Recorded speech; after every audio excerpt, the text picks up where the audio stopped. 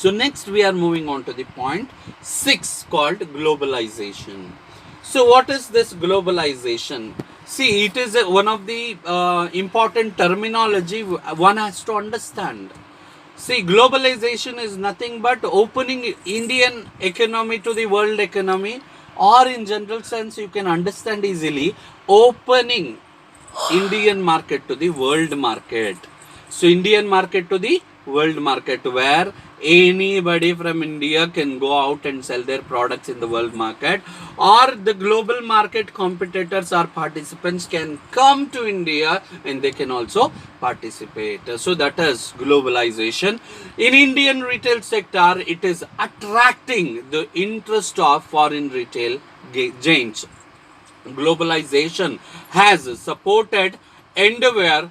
As a result of this, multinational corporations have entered the Indian retail market through collaborations. Thus, globalization is responsible for the emergence of organized retailing. So today, whatever we are seeing, organized retailing, that is one of the best example for emergence of organized retailing.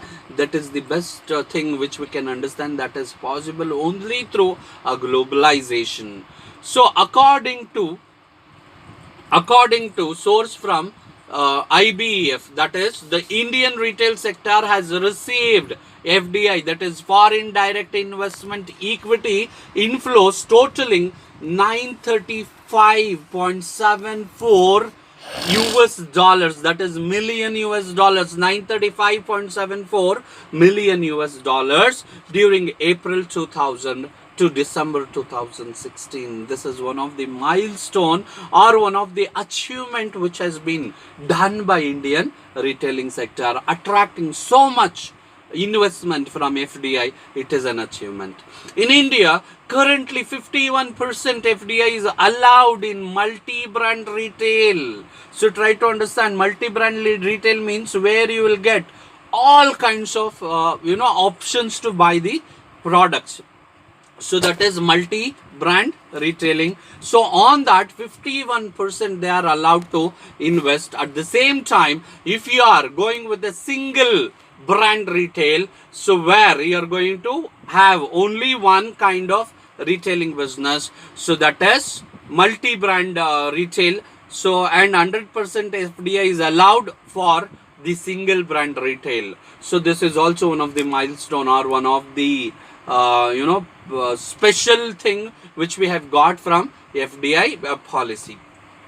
With the rising need for consumer goods, including consumer electronics and home appliances, many companies are investing in retail. So because of this scheme, so that is 51% in multi-brand and 100% on single brand, multinational companies are investing on such kind of retailing business in India.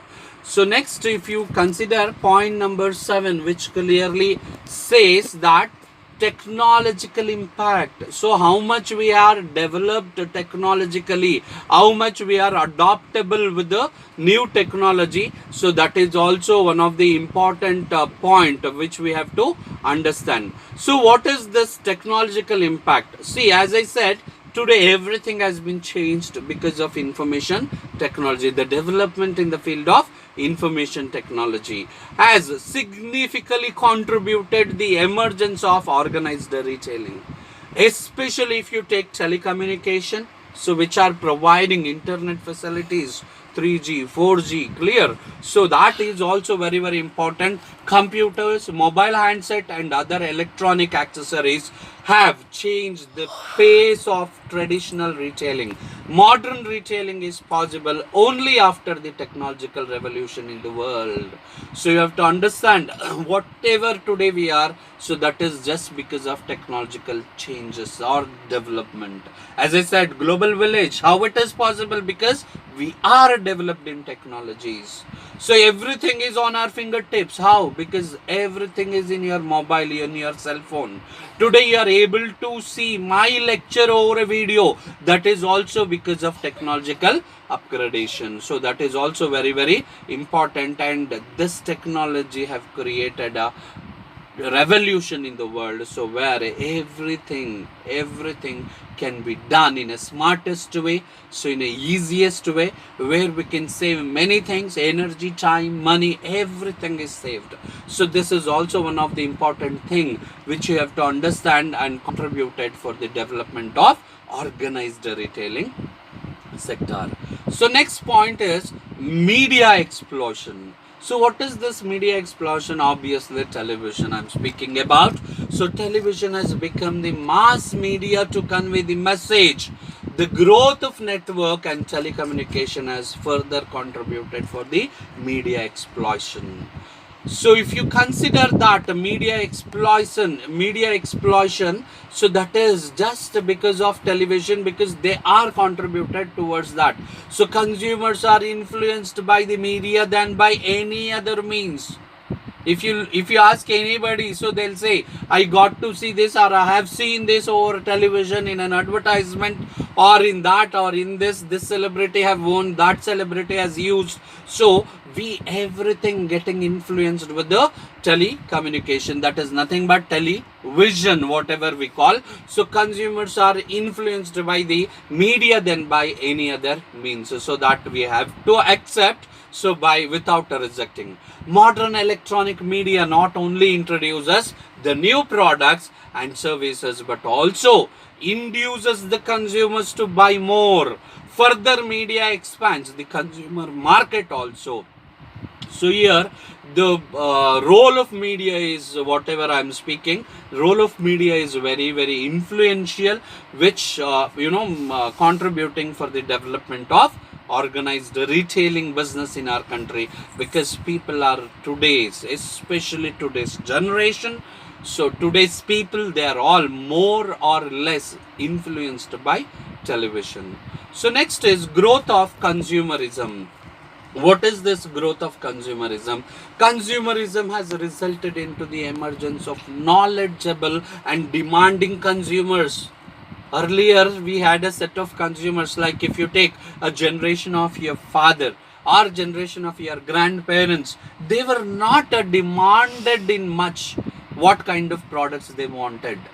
So whatever the producers used to design, whatever the producers used to produce, so that particular product used to be sold in the market, or consumer used to buy that particular market and they use it. But today's generation, that is what growth of consumer I am highlighting here. Today's generation are demanding with their own specification for each and every goods. So the growth of consumerism has resulted into the emergence of knowledgeable and demanding consumers. Consumers will have a knowledge about the product, what are all ingredients, how it is produced, how to be used, everything they'll be knowing in detail, and they are demanding in more. As the business has to satisfy the growing consumer needs, retail organizations have been forced to adopt new changes. Consumer choice, convenience, comfort, they have to meet all this. So that is their choice, their convenience, their comfort, and according to their time, that is timeliness and the location also.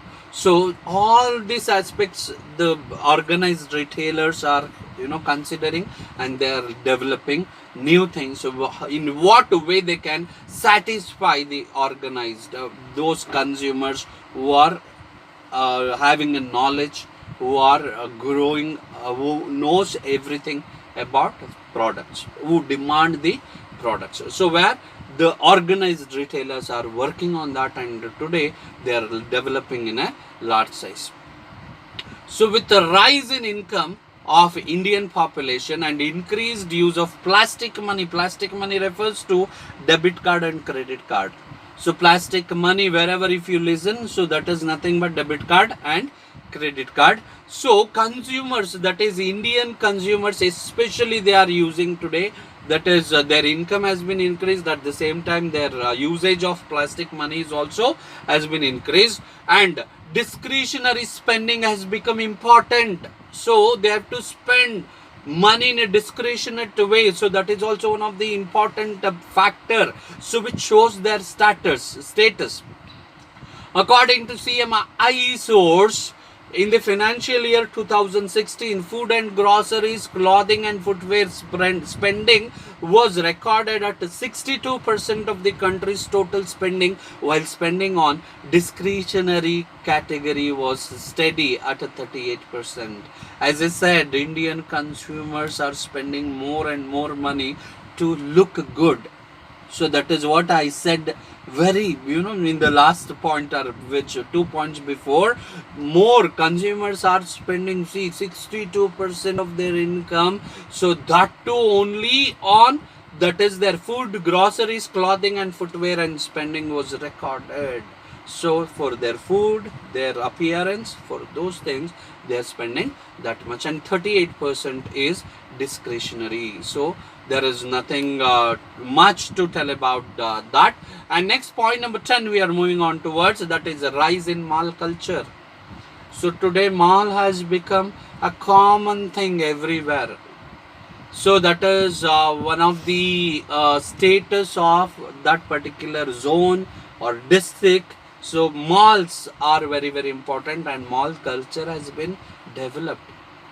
If you ask the people who are residing in Mysore or Bangalore, what is your weekend plan? So they simply say that visiting to that mall, this mall, for example, Mall of Mysore or DRC Mall. So one or the other, Habitat Mall. So they will tell lot of malls where they wanted to visit.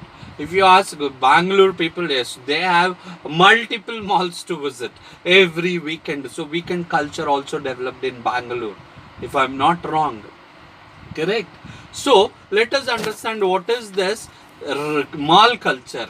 The mall culture has becoming popular among the Indian consumers. Malls are steadily growing not only in urban areas but also in semi-urban areas, that is tier 2 cities, or a Mysore, or just like a Mysore, which we call it as a suburban city. So the malls mania has brought out a new modern retailing formats across the country. An average Indian visit a mall during weekend along with the family, offering them entertainment, leisure, shopping, etc. under one roof. This change has forced the retailers to set up their establishment according to the, as I said, it is the era of malls. So we can say mall mania has been spreading everywhere. So especially working people, so they wanted to take a break. They wanted to have a break or leisure. That is especially weekend, I said. So they will have food outside. They do shopping. They watch movie. Everything under one roof, and they'll come back. So that is what the culture has been developed in our country. So next point, moving towards growing urbanization. See, people are migrating from rural areas to urban areas in search of jobs, so or in search of other things. So through that migration, so the urbanization is growing like anything.